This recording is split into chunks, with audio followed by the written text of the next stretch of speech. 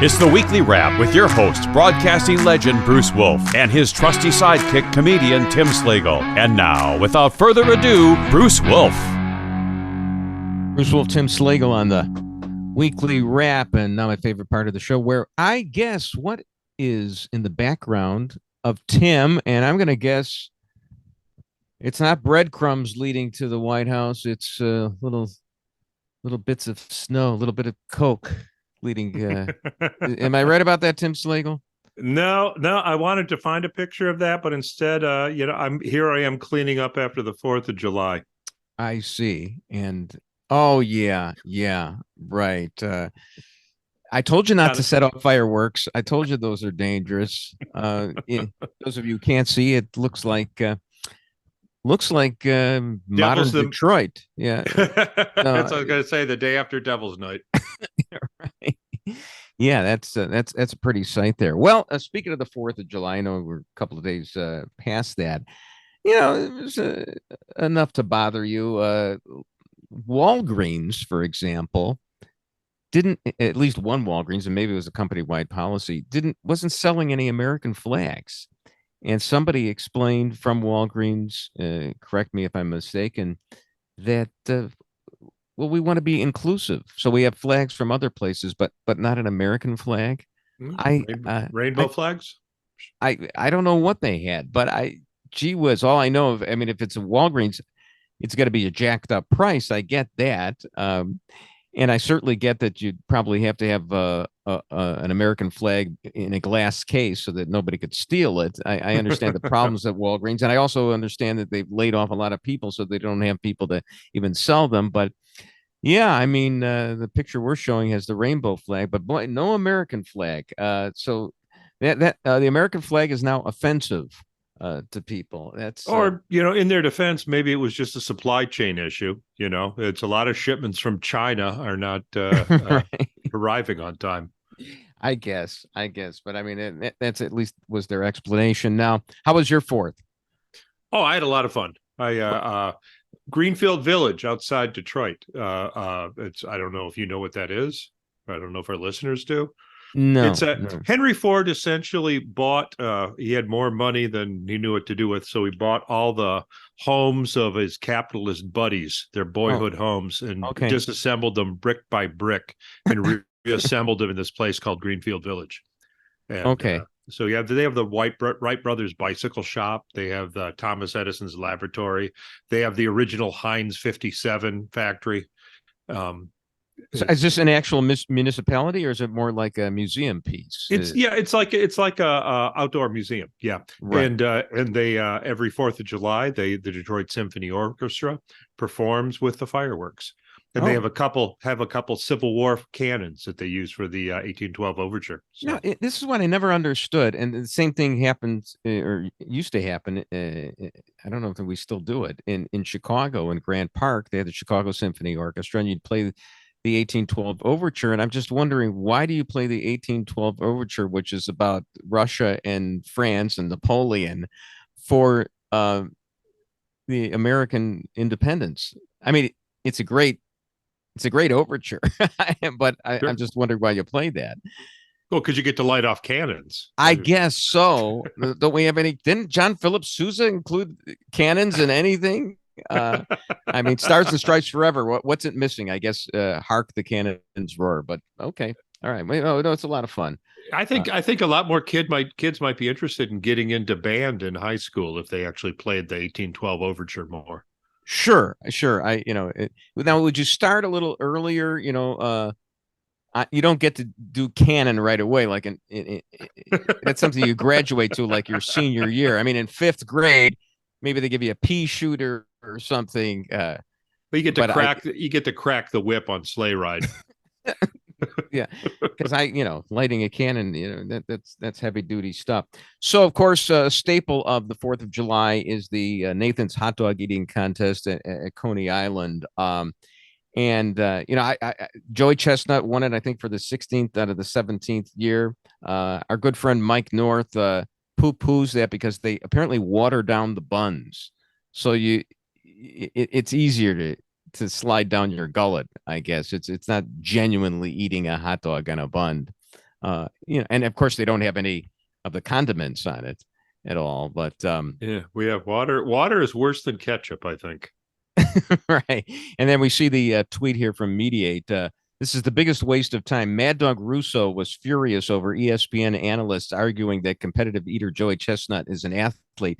I would say, given all the layoffs at ESPN, just discussing sports is a waste of time, according to the viewers who are pulling the plug. So you may as well talk about whether Joey Chestnut is an athlete. It's more of a game like golf. Yeah, but bowling and curling are in the Olympics. So. Sure. I mean, why not hot dog eating? The thing is, Joey Chestnut, well, so what does he get for this? Like a free colonoscopy afterwards? I mean, there's no question there's a causal nexus between eating hot dogs and colon cancer. Right. And this guy has escaped it so far. How many did he eat this year? How many? I think it was like 62 this year. And I forget if that's, it may have been 61. 62 is Aaron Judge. With that hot dog getting all those home runs last year. But yeah, Joey Chestnut. And I remember there was one other guy. It's funny. I how deep my knowledge is of this. But wasn't the other, do you know the name of the other guy who used to win this contest? There was a Japanese guy, right? Yeah, Kobayashi, I think is who it was. And I forgot that Joey Chestnut did not win one of these years in the last 16 or 17. Pardon me for missing that one. I do admit that my mom is almost 90 years old, and she likes to watch Turner movie classics or classic movies all the time. And she had on Yankee Doodle Dandy, the George M. Cohan story last Saturday, and it always chokes me up. I remember. Did you see that as a kid? I never saw it as a kid. I saw it as an adult. I remember seeing it as a kid. I mean, and it was just like, and Jimmy Cagney, I read up on it a little bit. Jimmy Cagney won the Academy Award for his performance in that. And what's great is, here's this guy. I mean, the first sentence that I taught my oldest son was "Top of the world, Ma," from White Heat. I like the idea of a 2-year-old saying, "Ma, top of the world." So here's this guy who played a gangster and a song and dance man. I mean, can you imagine James Gandolfini actually pulling that off, being Tony Soprano and Joe Pesci doing the Fred Astaire story? No, maybe he'd get to be in Dancing with the Stars and lumber around. But Jimmy Cagney actually dances real well in that. Of course, in the old days, all those guys did everything. Sure. Jerry Lewis was a song and dance man too, and in addition to being comedian. You don't do song and dance in your act, do you? I think that's something that really got lost at the comedy. You always used to have to close with a song, and comedians just don't do that anymore. Are you serious? Is that what they did? Are you kidding me? Back in the day, yeah. Back in the day, yeah. You had to have a song to close with. It's like Carol Bob Burnett Hope did "Thanks for the Memories," and Jerry Lewis did "Rockabye Your Baby." Was it? No, I thought he had a song to close with. It might have been. No, and Carol Burnett, of course. I'm so glad we had this time together. Mm-hmm. Yeah, right. They all did that. But and of course, one of my favorites in Chicago TV is this guy named Jeff Hoover, who works on Channel 9's morning show, and he did the Jerry Lewis imitation. He was a Jerry Lewis imitator. At one time, he was in the audience for Jerry Lewis and did an imitation of Jerry Lewis for Jerry Lewis, and Jerry Lewis was a complete dick to him. But Jeff didn't mind. It was like, it's Jerry. He can do whatever he wants. He's figuratively one of Jerry's kids. But every year on the 4th of July, he and I can't do the imitation as well as he does. He does the Jerry Lewis, and he goes, "Yank my doodle, it's a dandy." So, and I always tweet to him on that, and it's a staple. So yeah. Now Tony Preckwinkle, the head of Cook County, was there was a 4th of July celebration, and she came as the Statue of Liberty, and I'm thinking, and she's with the Mayor Johnson. And somebody else on the 4th of July. I know that in one of the first gay pride parades, some guy wore a Statue of Liberty outfit, and I'm thinking it's really cultural appropriation by Tony Preckwinkle to wear the Statue of Liberty costume on the 4th of July when it's a staple of the Pride Parade. And so was the hot dog eating contest. If you really want to, hi-yo, if you really want to nitpick. Way to go, man! Slam dunk on that one. Yeah. Oh, it was back to the there were leftovers from Pride Week. Somebody showed a video just of, I mean, there were naked people walking on the street. I don't think that wasn't part of Channel 7's coverage, live coverage of the parade, but it does exist. And it's like, well, it's okay. And in the main, it's just middle America saying, yay, yay for us, yay for everybody. We're all proud of everyone, and glossing over some of the differences. Or as you point out, nobody ever portrays anybody on TV or, any of these miniseries or sitcoms or whatever, two guys who bring in a third and are going to bathhouses all the time. We just kind of paper over all that. That's not how, everybody's striving to be a member of the bourgeoisie. So anyway, but in the main, I think, everybody was pretty celebratory and patriotic, and maybe it's coming back, notwithstanding Walgreens exclusion of the American flag. Agree? Disagree? I certainly hope so. It's I kind of got choked up at the 1812 overture. It's like, wow. And the Greenfield Village, it's inhabited by a lot of the left. I mean, there you go. And yet there we were together. Able to cheer independence and explosives and cannons. And remember, I mean, the 1812 overture was part of the Quaker Oats, the cereal that was shot from guns. So we'll commercialize anything, damn it, because we're America. Bruce Wolf, Tim Slagle on the Weekly Wrap.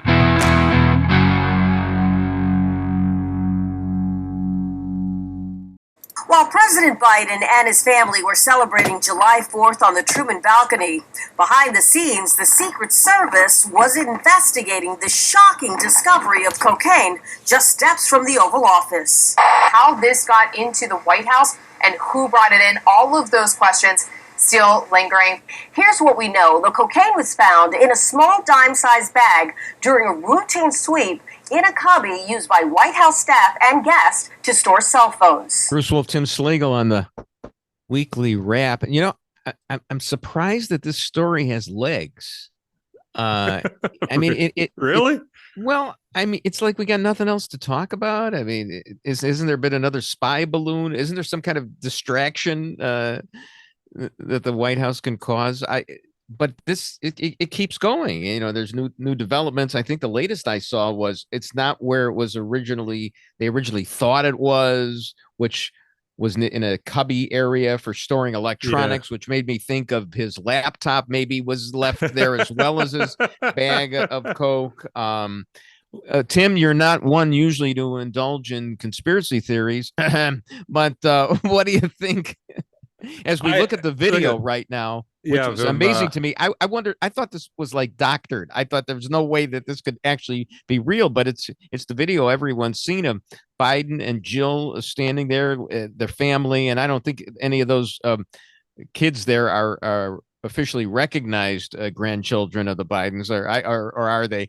But Hunter looks like he's doing what we call a bump of cocaine. And well, I think what it was his way of showing everybody that the stuff that was found wasn't his.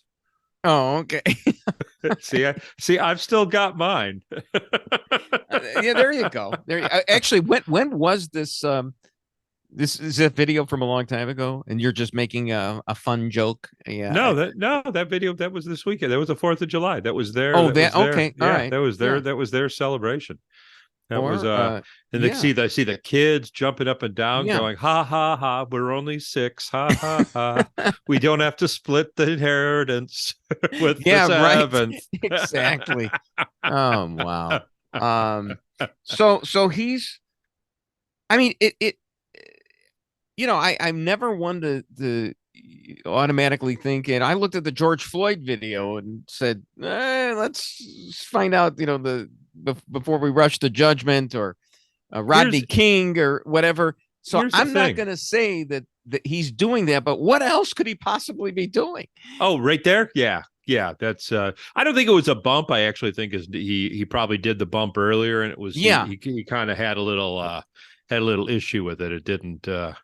But doesn't he had realize, a little chunk of fentanyl in it or something? Yeah, doesn't the guy realize he's on camera all the time? A person, as a matter of fact, he videos himself with guns and prostitutes, and so I mean, it's the other cocaine people in the White House. I cannot think of who else would have it there. Who else would have the stones to bring a bag of cocaine into the White House? I mean, really. Unless of course the West Wing, unless of course that's how they stay awake during Biden's speeches. I don't know. Right. So no, I think there's a rebuttable presumption at this point that it was Hunter. The burden is on him at this point. A convicted drug offender. And here's the thing: that place is like a casino. There's nothing that doesn't happen that isn't recorded from 3 different angles. You would think, although somebody was trying to say, "Oh, we don't have that particular angle," but they're making that up. The same guy who put the cameras on Epstein's prison. That's sorry, so, the guy's incompetent. This is the Tim that I'm looking for here. But you were just sounding so quotidian, just like everybody else. Everybody thinks it was Hunter, but now I see what you're saying here. And it would make sense that he wouldn't. That he would put it in the public area. That's where he would keep it. So it's like, oh, Dad, I'm just going to take a walk around. And he probably has little areas, with the White House is big, and you've got to have certain rooms. What the Clintons didn't they try to sell the furniture in the Lincoln bedroom? So I mean, so Hunter keeps a little stash there. Maybe. I don't know. I've been to like Lincoln or Grant's homes and in Illinois, and I know they have those pots for the chamber pots, I guess they're called, because they didn't. Thomas Crapper hadn't invented the toilet yet. I'm just wondering, is there some urn for Hunter to leave stuff in and various probably. It's like every kid that I remember that got caught with cigarettes is I'm holding them for a friend was always the so it's no, it wasn't mine. It was in the West Wing, Dad. You don't want to see I'm clean. You don't want to see the portrait of George Washington with a nosebleed or something right now. I mean, that would be bad. Just a stab at this, possibly left over from the William Henry Harrison administration. Now, think about it. I mean, the guy dies 1 month after his inauguration. There are a lot of suspects here. Well, you could probably go all the way back to Washington, because it was on those wooden teeth were uncomfortable and they tended to chafe. So he would use it as medicinally. I understand that. Look, I'm not surprised by this. First of all, we had nudity on the White House lawn just during Pride Month. So what's the big deal right now? Well, that nudity was that actually nudity? Because men are allowed to be topless, right? Oh, sure, exactly. That's right. So I don't know what the person's pronouns were, and I want to respect that. So right. How does that work if you transition? Are you and you get caught without your shirt on? Are you prosecute? Is it okay because you're really biologically? I gotta tell you, I think really I'm gonna take this under advisement. Give me 28 days to study Abelard's concept of the universals, maybe a little Thomas Aquinas, just because this is angels dancing on the head of a pin kind of stuff, and I just I just don't really know a quick and immediate answer to that. But they're wonderful questions. I don't at this point it's law of diminishing returns. I don't think Hunter can hurt Joe Biden any more than he already has with the electorate. So may as well have this. And as far as the presidency goes, I mean, we've been defining excellence down. And I can at least point to when Clinton got elected, and I've said this before.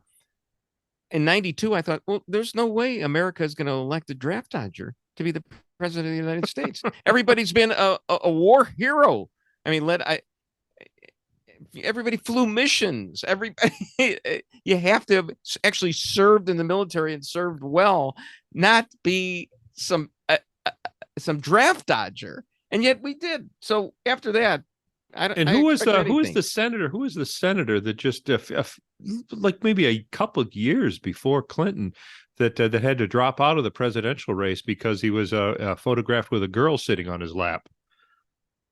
And the boat was monkey business. Oh yeah, Gary Hart. Gary Hart, yeah. He had to drop out because he might have had a girl in a bikini on a boat. Well, in '88, Joe Biden was knocked out of the presidential race because of plagiarism. I mean, can you imagine? That's a major crime. So, and then the funny thing is, and then everybody says, well, Trump was the non-presidential one. I just lump everybody in the same monkey business boat with Gary Hart right now. Well, okay. JFK didn't wear a hat. So there course, you go. If we'd known about JFK, he never would have been I mean, the mere fact that the last rites were administered to him about 6 times, you'd think they might have invoked the 25th Amendment.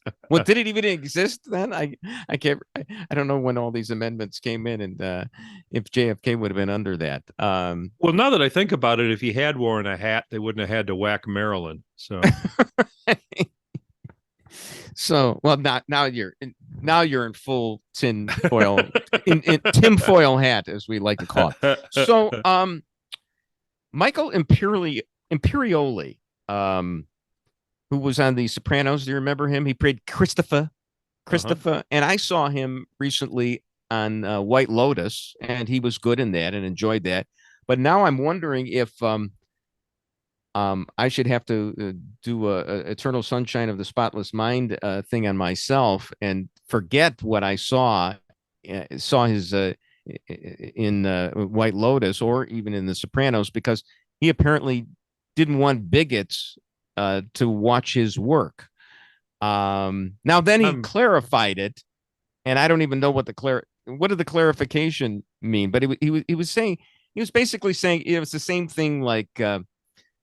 Who was it that the Rush Limbaugh used for his theme? Was it Chrissy Hine and the Pretenders? I can't remember, but all these Ohio, right. We have all these rock groups who always say you can't use my song. I don't think the Rolling Stones like Trump using can't always get what you want. He uses, and you have it all the time. I haven't bothered to see the clarification from Michael Imperioli. Did you take a look at it? I was just going with the fact that he didn't want people like me to watch his stuff when he needs just about everybody. Well, I always looked at him as the least interesting wise guy in that series. It's like you wouldn't think it'd be possible to make a gangster boring, but son of a gun, he just never. I kind of liked him in that. I mean, I kind of like. Now, Chris, our own Chris, not Christopher, but Chris said that what the clarification was, but I didn't see it on the screen. What was that again, Chris? You could say it or just put it back up on the screen. I don't know if it's worth delving into, but I was he walking back and he still wanted people. So he says, it was a satirical and symbolic take on where blatantly discriminatory Supreme Court decisions are taking us as a nation into utter division and possibly far worse. Oh, okay. So I don't think it's a clarification. I think he's basically telling me that I don't know what I'm doing and agreeing with. Which Supreme Court case is he talking about? Oh, just all of them. All of them last week. I mean, take your pick. That one where they ruled against democracy, Christopher. The one where they ruled that Asians have a right to go to Harvard. That's terrible. As somebody pointed out, I mean, this guy benefited from being on The Sopranos, which had a lot of stuff that was politically incorrect, but he wasn't upset about that. Bruce Wolf, Tim Slagle on the Weekly Wrap.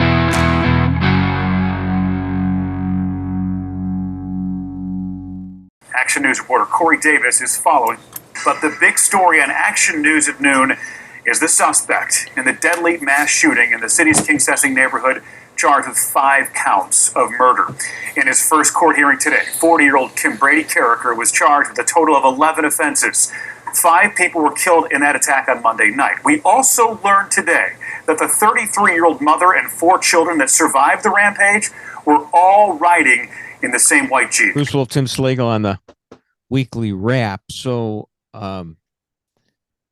officials are saying that this Philadelphia shooter, I mean, just a horrible thing. What 5 people were killed? Yeah. That he's not trans, but he is dressed like a woman, and all his roommates, whatever. I think he was living with like 6 or 7 other people. Were saying he was, wearing a vest, a shooting vest. Last few days, they were trying to steer clear of him. I think the way you figure out, did the vest match the shoes? Exactly. So. Yeah, I knew you would find the just the right touch on this as I stammer my way through this. I have an outrageous proposal, something that everybody can get angry about. What do you think? And remember, I'm just spitballing here. I don't hold me to it. What do you think of making it illegal to sell an AR-15 to a transgender? Okay, so I think I'm angering the gun people. I'm angering the LGBTQ people. You're trying to get everybody in one fell swoop here. Do we still differentiate between transgender and transvestite? I believe so. Even of course he was wearing a vest. As I mentioned a little bit earlier. So, yeah, sure, but it was with a blousy white shirt and high boots. The thing is now you distracted me again, as your want. But at some point, like if a guy comes in, I mean, there is evidence of gender dysphoria, and these people, a lot of these people have problems, and if they went into a gun store and bought an AR-15, I mean, wouldn't you be a little suspicious? But you wouldn't have a right to be under the Constitution. And well, I actually think that there's legal precedent now. It doesn't matter. You can just lie about it. Well, sure, exactly. Well, only if you fill out that form. If you're a president's son. So, that's a special, that's a discrete and insular minority, presidential sons. Anyway, I don't have anything obviously valuable to say about this. But haven't there been a few shootings now involving transgenders or alleged transgenders? And the Colorado shooting was, and it is suspected that the Highland Park shooting. But they always deny. It's really strange. It's it's not politically correct to do that. I guess so. Right. Yeah, it's no. He wasn't really trans. He just dressed like a woman to try to escape. Right. Well, that was the Highland Park shooting, and then the Colorado shooting was no. Just because he said that he's non-binary online doesn't mean he's really non-binary. No. So. It's very difficult once you've gone through the looking glass, as we have. And that's right. The Nashville shooter. Is that the one? Is that the one that the manifesto? They still haven't released it. Right. People are asking for that one yet. So begging to see that. But no, you don't need to see that. That's no. Well, you don't release the manifestos of alleged transgenders. I understand, because transgender manifestos. Well, they're whistleblower 1023s. Right. Well, those are protected classes, and I totally understand that. The only unprotected, now Asian students at Harvard are protected too. Thank goodness. So speaking of protected people, and I didn't even bother reading this story. This is like when I was on the radio. I just wanted to intuit the story from the headline, because my time is very valuable to me, and I'd rather just make this stuff up. So here's the story, the headline. In Michigan, the failure to use proper pronouns could result in a $10,000 fine. Do I really need to actually read read the story on this? No, you don't, Bruce, because you know why? Why? My sister is a Michigan legislator. Exactly right. We've talked to her here. And so, I talked to her about this very law. Yeah. And what she said is that it's kind of being conflated by the right. Yes, that incorrect pronouns can be considered a hate crime, but it's not like if you if you're just in the store and say, can I help you, sir? And it's like, no, ma'am, it's ma'am. You don't get fined for that. It's like if you keep calling Caitlyn Jenner Bruce. So in other words, you have to do it a certain number of times to trigger the $10,000 fine. It's taunting. It's taunting. It's it's like using the dead name. See, but taunting in the NFL gets you like a 15-yard penalty assessed on the kickoff, which doesn't matter because they kick it out of the end zone anyway. And this sounds like 10 grand, which is really something. Sure. It's I don't know if you saw the Tucker Carlson, the recent Tucker, where he was talking about Rachel Levine, and he just repeatedly referred to her as Richard Levine, and a him. So you're the guy who's watching Tucker Carlson, which is interesting. Yeah, I watched it 11 million times. Yes, sir. Exactly. You were the guy. You were the guy who did it. I just don't think that there's something about being on Fox where he would really grab an audience. And I think of some of these numbers are inflated. It reminds me a little bit of Mike Royko.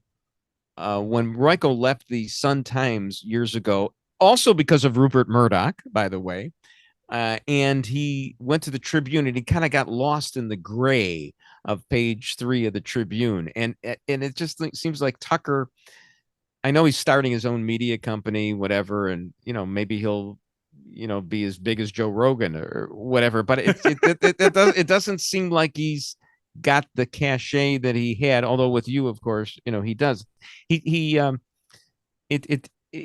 People just aren't talking about him that much anymore. You are, apparently, but that's the first I've heard anything. And whereas he used to outrage a lot of people, and now he's not doing that. Am I wrong about that?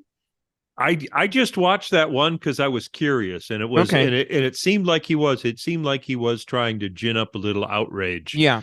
That maybe the numbers are, maybe Elon has to fluff the numbers a little bit, and he's right.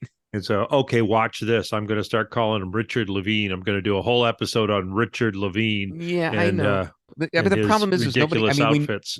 We know about that guy. We've seen him and everything, but we've been there. We've slurred him. I don't know.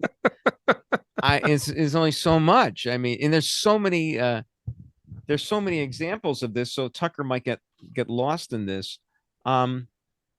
Did this? Kurt Schilling, as a matter of fact,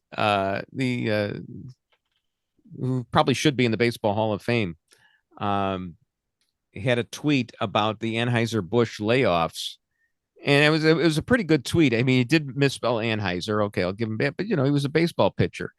But he was talking about the layoffs that they're having, and he mentioned the progressives want to talk about the horrors of slavery as if it somehow is relevant here when they're talking about it on their $750 iPhones built on the backs of slave labor in the cobalt pits of Africa and sweatshops of China. That's Tucker worthy right there in a tweet. And this is a former baseball pitcher. So, Tucker, how many no-hitters did you throw? So, or how many bloody socks did you have? I don't know if Schilling threw no-hitters, but he had that famous bloody sock incident. But bloody sock incident. Yeah, right. So I just, that's the problem for Tucker. I mean, there's a lot of outrage out there, and like I said, I thought Pride Month turned out a little bad for the movement because there was a lot of blowback, as it were. It's not as good as your Nathan's hot dogs appropriation thing. We're not going to achieve that level of comedy from my side of the fence right here today. Speaking of Philadelphia, and the great state of Pennsylvania. Did you see that the governor of Pennsylvania, the Democrat, who beat the crazy Republican, I thought, oh, this Shapiro, I thought, oh, he's going to be pretty good because he was in favor of school choice. Now he's promised to veto the very bill that he sponsored because apparently the teachers union swallowed him up. So much for that victory for school choice in Pennsylvania. It was just kind of funny that happened that way. Any comments regarding that, sir? It kind of reminds me of I heard a guy at a Knights of Columbus festival talking about the priest that got rid of the festival at the church, and he kind of said, Father thinks that he runs this church. So exactly. So it seems to me that's the way the teachers union, when he got to mayor, is you think you won. Yeah, right. He got a little out of line, but there's a crack in the Liberty Bell right there in Pennsylvania. Bruce Wolf, Tim Slagle on the weekly wrap.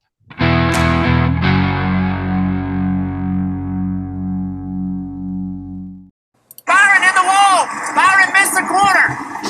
Arm up around. They let him stack up. It's too narrow. There's nowhere for everybody to go. You got to go right.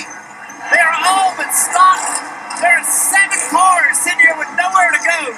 They're trying to back up. It is a log jam. There's absolutely nowhere to go right here.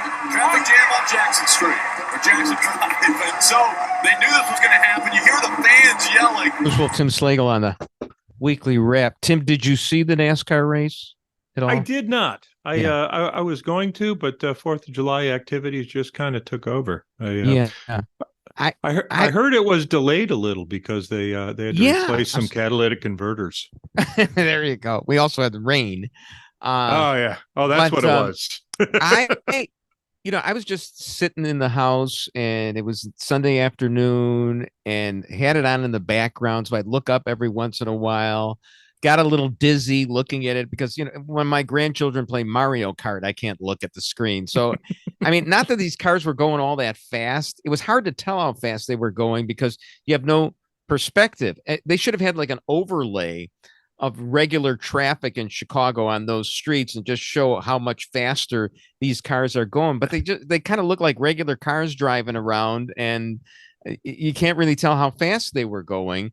And then, of course, we just showed the clip there. People were making jokes about, I've seen Michael Jordan. Well, I made the joke. Michael Jordan going home from a Bulls game on the Edens go faster than that. But they had the wrong announcers. They should have had the late Phil Georgiev going spinning out of the turn, but they had some generic NBC guy. Still, I mean, it was, and there's the pile up right there, right outside the porta potties. Right. So now, was that the line to get into the porta potty that I think so. Did Chris put up there, or was that actually people that taking pictures of the accident? It might be both. Now, I'm a Chicago street expert, so I mean, they should have had me do the play-by-play because I could have called Roosevelt Road, good old number 1200 South, give it a little local flavor to that. But they also, I think it went by Michigan and Balbo. And if you recall, Michigan and Balbo is a famous site in American history. In 1968 at the Democratic Convention, the Yippies got, their heads pounded in by the Chicago police. And I thought, there should have at least been a protest by the Yippies, latter-day Yippies, about the environmental impact of a NASCAR race. What a waste that is. But nothing. It was actually, like a pretty decent civic moment. If you like to look at postcards of the Chicago skyline over and over and over again, I mean, that's what this was. I mean, and that was actually nice. And so, Chicago is the biggest hick town in the United States because, we've got that inferiority to New York and LA, and just to see Chicago showcased. Oh, here we are in the national, and for a NASCAR race on a Sunday, it did pretty good TV numbers. So, it was okay. I mean, it was more NASCAR than I've watched in the last 25 years, and that includes Talladega Nights, which I recommend that you stop watching right after the baby Jesus invocation in when they say grace after they're eating while they're eating Kentucky Fried Chicken. Because did Chicago try to get another race? Was it NASCAR their first choice? I mean, it seems like the people, the elitists would have rather had a Grand Prix. I mean, Detroit had a Grand Prix. Right. And you should have Formula One racing. And somebody said on the streets of a city. I mean, that's what not these clunkers, these Toyotas. But that's what we got. NASCAR kind of has a Dukes of Hazzard sort of history. And there weren't any, as Jackie Stewart used to say, spectacular crashes. There weren't. They would occasionally you saw that little pile up there, which wasn't much. I remember feeling more impact on the bumper cars at Riverview Amusement Park years ago. But they would, and some of the turns they had, a whole bunch of tires there. I've seen more spare tires on Lizzo than than there. But they bump into the tires, and then they couldn't get out of the tires, and then it'd be like the Chicago winter scene where you got to rock back and forth to get out of the snow, but it's not all that exciting to see that. And it just, there wasn't the mayhem that from even an Allstate commercial that you get. It was kind of dry. And as Chris just reminded me before we went on here, the guy who won it is an import from was it Australia? New Zealand. New Zealand. And he'd never even raced in a NASCAR race like this before. So that's how who had his car, who sponsored his car, because I mean you couldn't just fly in from New Zealand and say I go to Avis and say I'd like to rent a NASCAR. Exactly. Escapes me at the moment, so does his name. Even though I did watch the race, wasn't really that into it. But it was okay. It was all right. And it did, and it showed that Chicago can actually get something done. And considering that, we've dramatically increased spending per pupil on the Chicago public schools, and the scores have gone down, and there are like 75 murder shootings. Only 11 people died over the 4th of July weekend.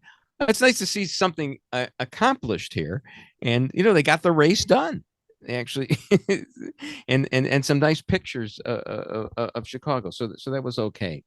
I know you're not a big sports guy. I just wanted to mention there's a guy on the White Sox right now named Lewis Robert, who was a power hitter, and I think he's got. Chris probably knows because he's a White Sox zealot. I think he's got like 25 home runs now, and he's going to be in the home run derby contest at the All-Star game. And I was just wondering if I could get an alert on my iPhone when he's coming to the plate, because I don't really want to watch. Oh, he's got 28 now. I don't. And the White Sox record, I think, is 49 by Albert Bell. And the White Sox, have not been like the Yankees regarding home runs over the decade. So if he's got 28 now, I mean, he could easily get into the 50s. Think he's juicing? He better not be. He better not be. So that would kind of fall in with the Chicago White Sox history. Sure. Although, Frank Thomas made it to the Hall of Fame, and of course, he was proud because he didn't do that, in an era when, other guys were eclipsing him with home runs because of that.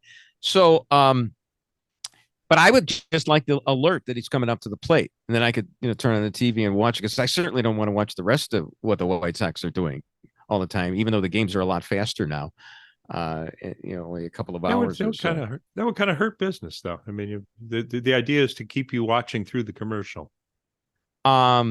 But you don't even have to do that anymore, because you could record the whole game and zip over the commercials as well. I just like to be alerted. I think that can't. I bet you that can be done. Did you see? Well, it's like when somebody came up with an app that could let you know which McDonald's has ice cream and which ones have the machine out of order.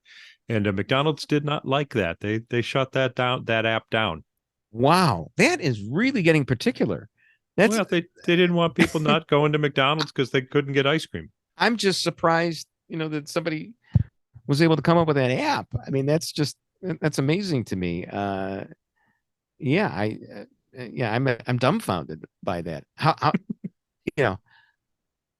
how particular can you get about a McDonald's? I mean, I mean, that's like one of the biggest disappointments at McDonald's. You go there and you think, "Ooh, I'm going to get an ice cream. I'm going to get a sundae," and it's like you get there and the ice cream machine is always broke, almost. Oh, is that commonplace at McDonald's at the ice cream machine? Yep, ice cream machine is broke. I'm sorry, we can't. The ice cream machine is broke. I mean, you don't just go in for the ice cream; you go in for that. Some people do. It's it's kind of like Dairy Queen. Yeah, some people really like that.